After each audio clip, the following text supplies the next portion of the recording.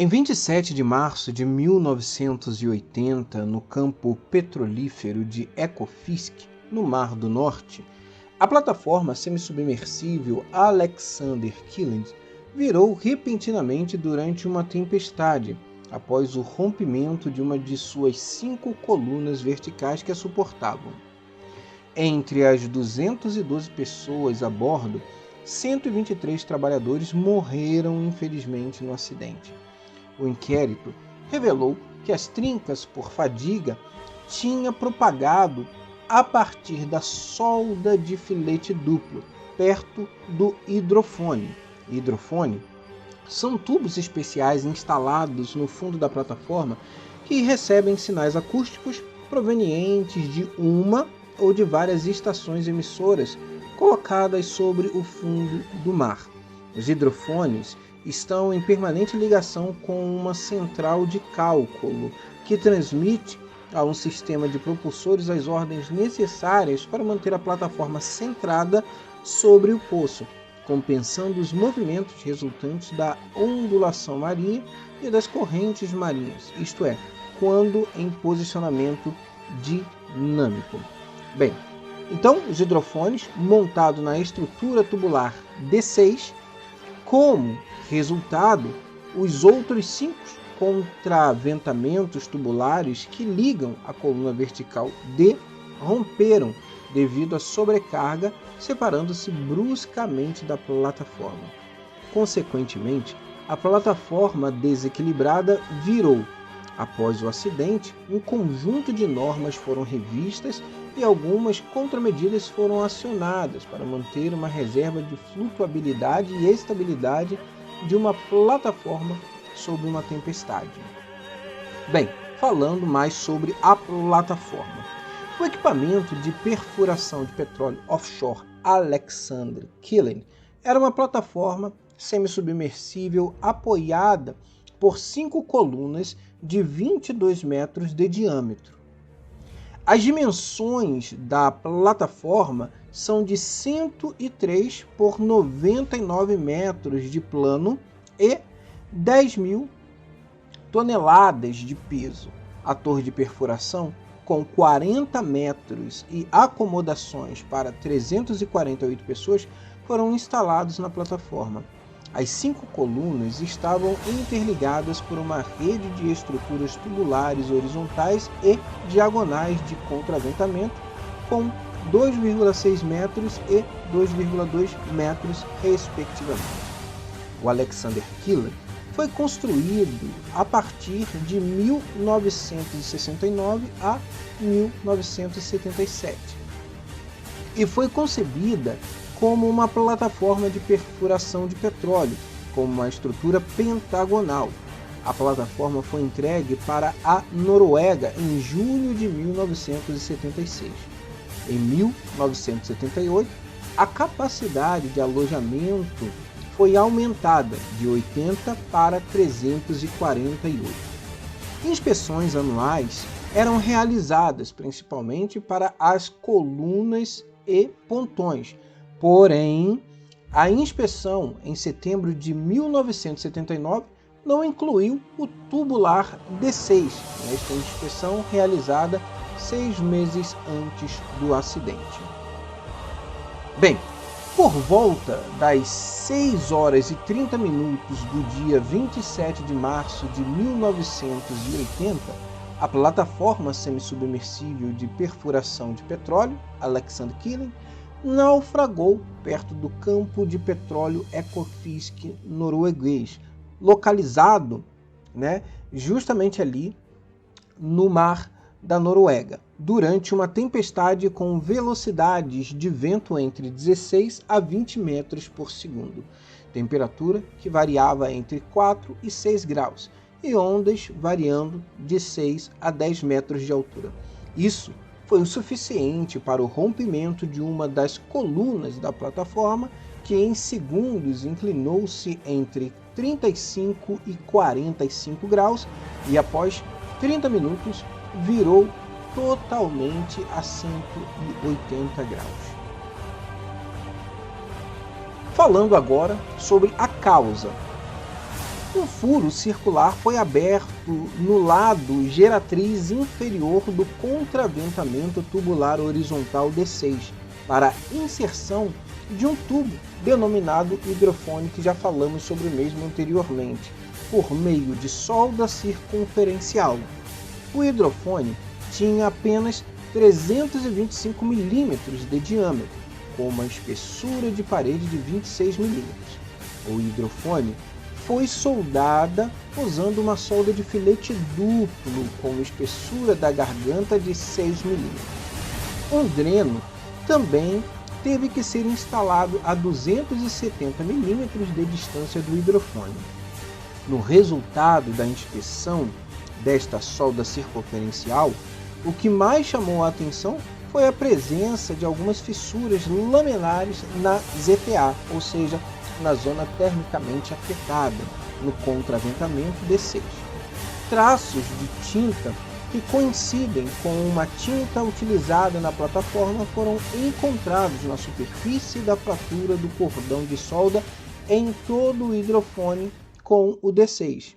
Esses traços de tinta indicam que as fissuras foram formadas antes da D6 ser pintada, ou seja, foram formadas durante a soldagem e posteriormente pintada.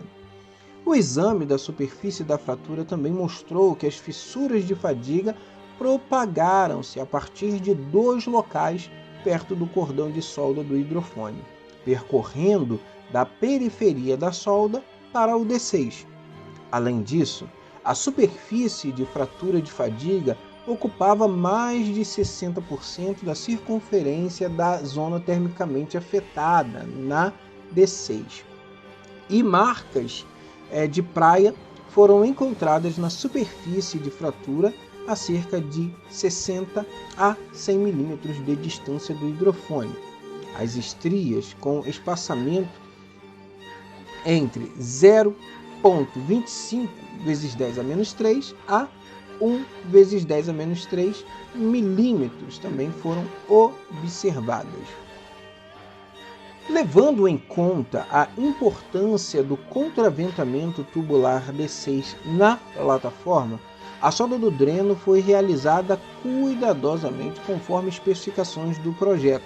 No caso da instalação do hidrofone, não houve o devido cuidado. O furo circular foi feito por corte a gás e a superfície do corte não foi preparada, ou seja, não foi esmerilhada e chanfrada, que isso é um critério básico para receber assim a solda. A garganta de solda tinha 6 mm de espessura, solda de filete duplo que percorria toda a circunferência do tubo do hidrofone com o D6. Quando o tubo do hidrofone foi soldado devido à inexistência de preparação da superfície, ou seja, somente houve o corte a gás, defeitos de solda tais como a penetração incompleta, inclusão de escória e trincas na raiz foram introduzidos durante o processo de soldagem. Além disso, trincas lamelares relacionadas a inclusões foram encontradas na zona termicamente afetada. O fator de concentração de tensões em quilotoneladas do cordão de solda do hidrofone estava entre 2,5 a 3, o que é mais elevado do que o valor do concentrador de tensão médio, que está variando entre 1,6 em um cordão de solda sob condições normais. Podemos também falar sobre a composição química e as propriedades dos materiais. Após análise da composição química dos materiais envolvidos no sinistro, foram considerados dentro dos limites especificados. Abaixo, composição, podemos citar química do material do contraventamento tubular, como por exemplo, um aço carbono acalmado, com cerca de 0,17% de carbono em sua composição, 0,32% de silício e manganês, variando entre 1,34 e 1,13. Já a resistência mecânica à deformação do contraventamento D6 na direção longitudinal estava ligeiramente inferiores aos valores mínimos especificados. no caso do hidrofone, a energia de impacto de Charpy foi menor do que o valor exigido de 39 joules, no caso, a menos 40 graus Celsius. Considerando os dados, a direção e a intensidade dos ventos e das ondas antes do acidente, o nível de tensão no D6 foi estimado entre 131 e 173 megapascal. Este resultado mostra que os níveis de tensão no D6 eram relativamente elevados em comparação com os outros tubulares horizontais na plataforma. Bem, apesar do D6 ser um dos principais componentes da plataforma, pouca atenção foi dada durante a instalação do hidrofone. Assim, uma fenda com um comprimento de cerca de 70 mm era introduzida no cordão de solda ao redor do hidrofone, antes mesmo da pintura pós-soldagem ser executada. Fissuras de fadiga propagaram-se a partir da zona termicamente afetada do cordão de solda do hidrofone, na direção periférica, ou seja, paralela ao cordão de solda, no material do D6. Os outros 5 contraventamentos ligados à coluna D romperam devido à sobrecarga provocada pelo rompimento inicial do D6, e desta forma, a coluna D foi separada da plataforma. Consequentemente, a plataforma ficou desequilibrada e, por fim, virou. A inspeção do D6 não foi efetuada, pois estava fora do último plano de inspeção realizado 6 meses antes do acidente. Com base no relatório do acidente, problemas de estabilidade, flutuabilidade e resistência estrutural, bem como equipamentos de salvamento para as plataformas de perfuração de petróleo offshore, foram obrigadas pela Diretoria Marítima Norueguesa promover melhorias e alterações estruturais em todas as unidades móveis de perfuração.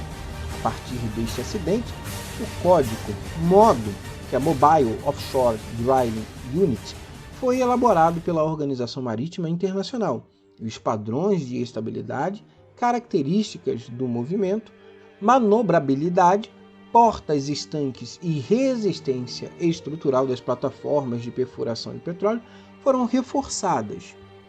Um engenheiro de processo disse que ouviu golpes enquanto ele estava assistindo um filme no cinema. Em poucos segundos, a plataforma inclinou entre 35 e 40 graus e todas as luzes se apagaram. As pessoas de cinema, lotado naquele momento, cuja sua capacidade era de 40 lugares, foram lançados ao chão e algumas delas ficaram feridas. Todas correram para fora para alcançar os barcos salva-vidas. Porém, foram impossibilitados de utilizá-los devido ao grau severo de inclinação da plataforma, que virou rapidamente após 30 minutos.